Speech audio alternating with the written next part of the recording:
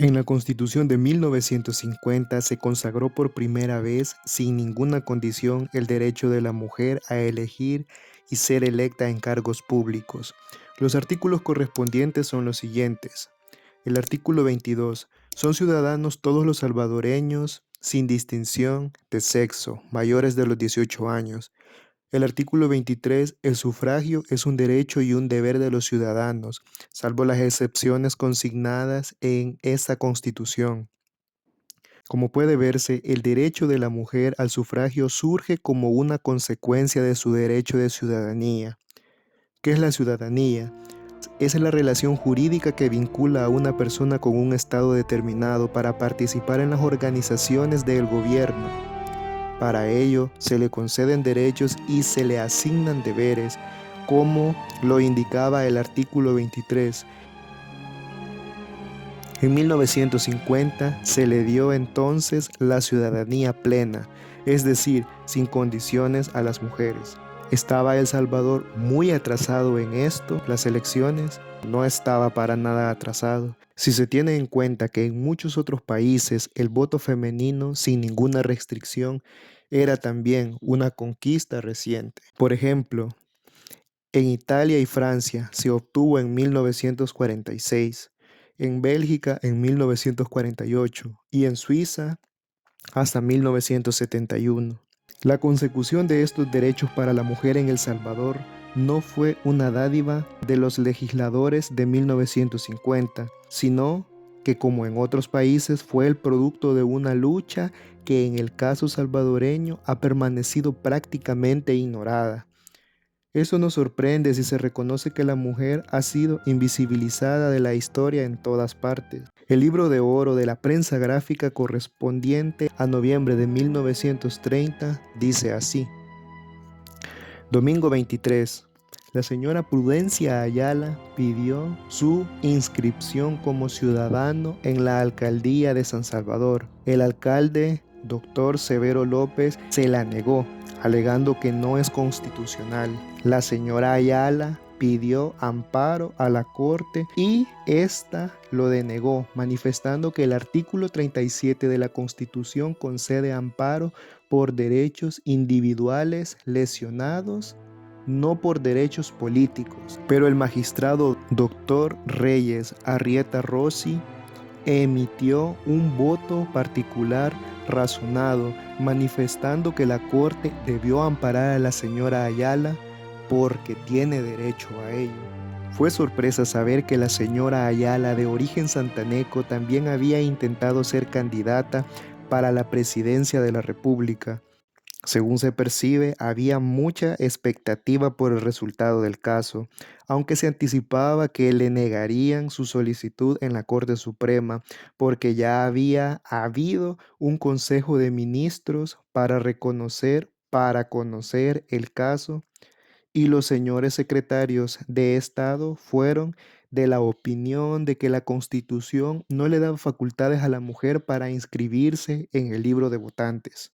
Sin embargo, los señores magistrados de la Corte ni siquiera llegaron a decidir este punto, sino que de antemano dijeron que estaba fuera de lugar la solicitud, porque los derechos que ella quería proteger no admitían el amparo. Por decirlo así, a la señora Ayala ni siquiera la dejaron entrar al salón de las discusiones, menos aún presentar un alegato. El magistrado Arrieta Rossi, que por cierto fue un destacado jurista, contradijo la decisión de los demás miembros de la Corte, pero su voto no pudo evitar la decisión y en todo caso tampoco decía nada sobre si en realidad la Constitución le daba o no el derecho al voto a la mujer. Estudiando las leyes de entonces y sin necesidad de entrar en el asunto de la ley de amparo, se puede llegar al menos a la conclusión de que las disposiciones no estaban claras.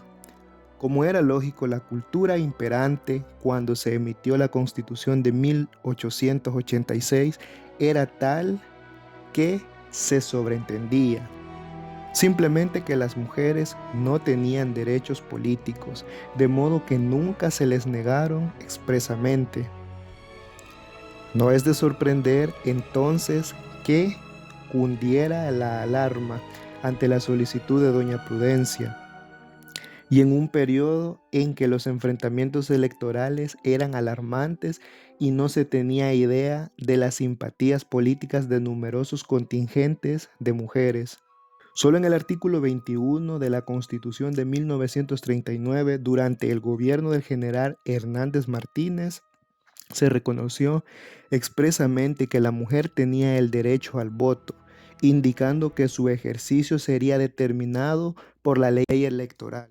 Esta a su vez decía que para ser calificada como ciudadana la mujer, si era casada, debía ser mayor de 25 años y si era soltera de 30 años.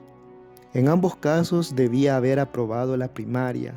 Las mujeres con títulos profesionales podían ser inscritas con solo la mayoría de edad. Entonces, desde 1939 a la mujer salvadoreña se le concedió la ciudadanía, pero con límites al ejercicio de su voto. Al hombre, en cambio, solo se le exigía ser mayor de 18 años. La situación no varió en la Constitución de 1944 ni en la ley electoral de ese año.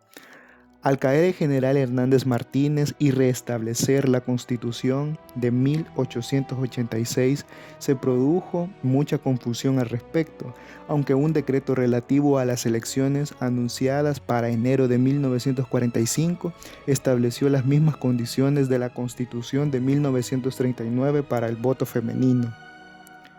Esta situación quedó confirmada por la Constituyente de 1945 y la Ley Reglamentaria de Elecciones reformada de 1946.